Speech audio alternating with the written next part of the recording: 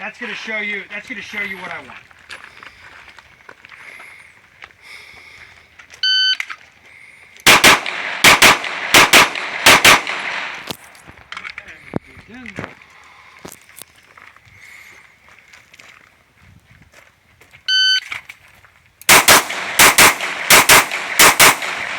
Okay, so what's happening here?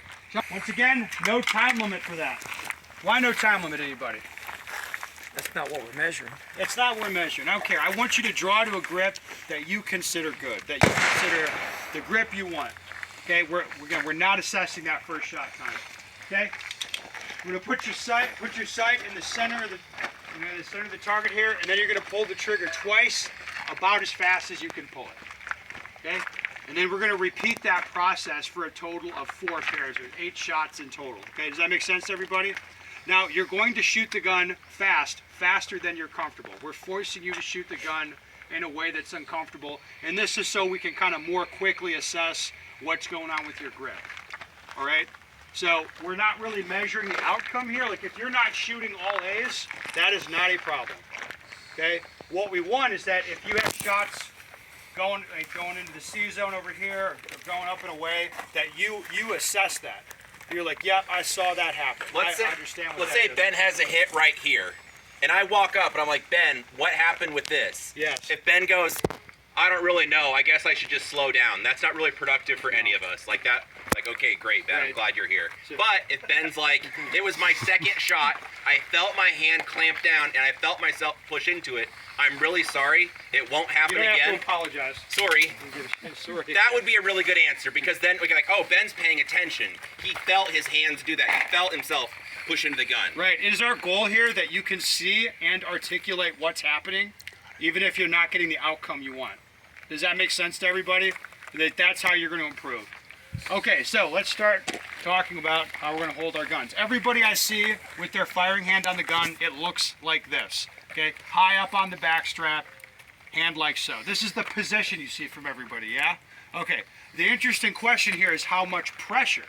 Okay, and what we want is that you hold the gun so that the gun doesn't move around inside your hand. Like, I can't feel the checkering of my grips. I can't feel the gun sliding around inside my hand, but I don't need to go any tighter than that. Okay, the tighter I hold with my hand, the more difficult it is to move my trigger finger quickly and independently. Okay, so you could think about it like you're gonna hold the gun as loose as you can with your firing hand. Okay, now your perception might be that you're barely hanging onto it, but the reality is that you're clamping on it pretty tight. So just be careful with that. Like, your brain, you're gonna think, I mean, a lot of people think like you need to death grip that thing to hang on to it. You don't. Okay, you just hold the gun so it's not sliding around inside your hand. Now with your support hand, what we're looking for you to do is make contact with the actual grip panel of the gun.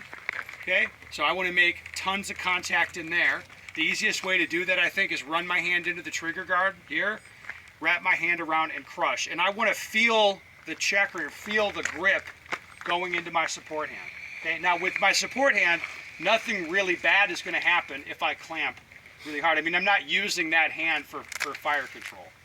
So I want to clamp onto the gun with my support hand really hard, okay, so that I'm making sure that the gun's not sliding around. Does that make sense to everybody? So think about it, hold, crush. That works for a lot of people to think about it like that. Okay, now common issues that you're going to experience on this drill. I want you to watch the gun as I do this.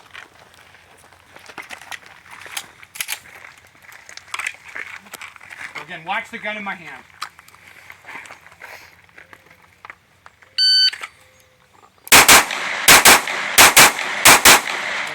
What are you seeing happen there? Your trigger finger's coming completely off the trigger. Yeah, that's okay though. You're pushing it down. Pushing. Yeah, look, I'm pushing the gun. So you see, the first shot would go straight, and I'd push in for the second shot. Okay, that'll be the most. I mean, it is hell, but most people do. Okay, another possibility will be this.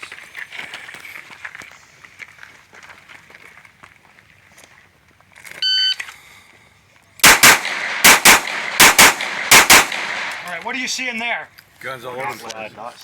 Not gripping with your support hand. Is that Not letting the dot letting the settle. dot drop. That's not an option. His support hand support was hand's- there for Wait, wait. decoration. Hold on. Yeah. Oh, I got you. Let the dot cell, like, Yeah. what that, like, you don't let the, like, you're going to put Because the, of the grip. yeah, it's like, so yeah, you saw the gun behaving differently in my hand. So you're seeing the trigger guard coming off of my support. That's saying, hey, my support hand is not doing its thing, and I'm not holding onto the gun. Okay? That'll be some very, very common stuff that happens. Again, slowing down to get a better result, we can always do that. We're not interested in that right now. We want you to shoot the gun really aggressively and understand what's happening. Okay? A couple just big ticket items things. Notice the conversation comes up like, well, you know, call your shot or see your dot. Like, so what it is, to simplify it, is you're aiming one time and you're pressing the trigger twice. Okay? And it's going to be as fast as you can pull the trigger. And then we're going to start working through issues that are going to happen. Okay, but will you be able to call your shots? Yes, so what's happening is you're going to be shooting, we call this predictive shooting. You're shooting so fast that you can't react to your sight for every individual shot. But that doesn't mean that you can't see where stuff is going. So you're committed to firing that pair. So you go boom, boom, and you'll fire that pair. But what we want is that you'll see how your sight moves. Like if you're like, yeah, my dot went up, and then it came down, and it slashed left low out of the window, then came back up. Like, you can't do anything to stop that in the moment. But if you see your dot do that, where are the bullets going to be? Again, up slash left low. What is that? Come on. So it'd be one where there should be and one low left. Right hand over Judson. Yeah. But it's like that's where it's like you see your dot do that, and it's like, huh? And then you see the bullets start to, like, some are in the center, some are low, and then as you're shooting, you'll pay attention to your hands. Like, oh, I can feel myself doing that. That's kind of the idea here. Is you're going to shoot a lot of rounds, and it'll give you time to experiment and understand really, connecting cause with effect. Like, what am I doing on the inputs, and then what is the gun doing? And for us, like, again, when you can articulate what you're seeing, you're like, yeah, my dot did, like, it went up, or like up, and then slashed over to the right or whatever. You can connect that with where the bullets go. The other piece of comments we got from everybody is like, Ben, you're snatching the trigger, you're letting your finger come too far off. Notice we're not talking to you about that at all. Yeah. Like, if you want to do prep and press, like whatever you want to do, like I don't care. That's cool. No, I don't have any. I don't care. So again, we're talking about the gun keeping the same tension the entire time. Because if you start shooting and then your firing hand starts to clamp down more, that's when you saw those shots start to go. Or when you shoot more, maybe your support hand starts to give up, and it's kind of just there for decoration or, emotional support, and the next thing you know, it's like, oh, okay, then I got to clamp back down on this gun again.